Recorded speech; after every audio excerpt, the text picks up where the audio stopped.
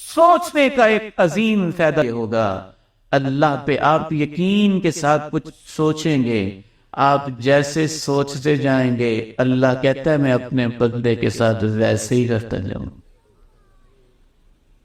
جیسے آپ سوچتے جائیں گے اللہ تعالیٰ آپ کے ساتھ ویسے ہی کرتے جائیں۔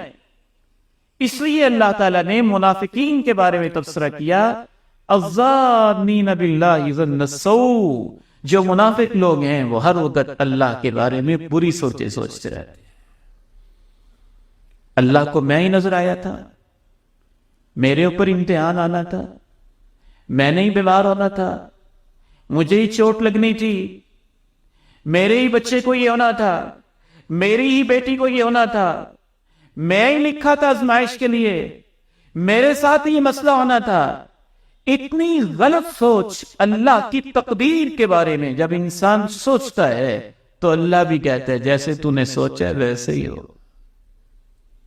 اور اگر انسان یہ سوچتا ہے آزمائش ہے اللہ تعالیٰ کی طرف سے، یا اللہ میں اس پہ پورا اتروں گا، میں تیرے حکموں کو مانوں گا، اس حال میں بھی الحمدللہ ہمت نہیں ہارتا ہے، عزیمت اختیار کرتا ہے، استقامت اختیار کرتا ہے، ہمت ہار کے تھک ہار کے بیٹھ ہی جاتا ہے۔ کیا سوچ ان فلسطینیوں کی، ان کی عظمت کو سلام پیش کرتے ہیں۔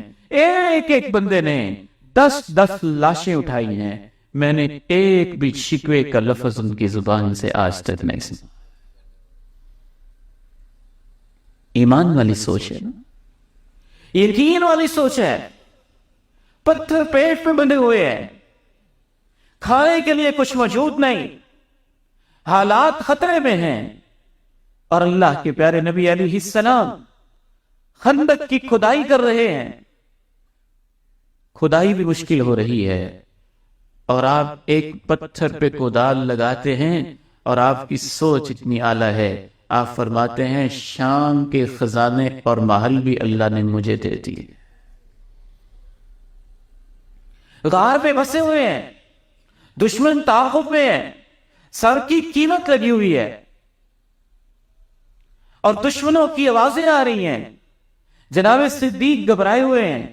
اللہ کے پیارے نبی کہتے ہیں صدیق پریشان نہیں ہونا، اللہ ہمارے ساتھ ہی ہے۔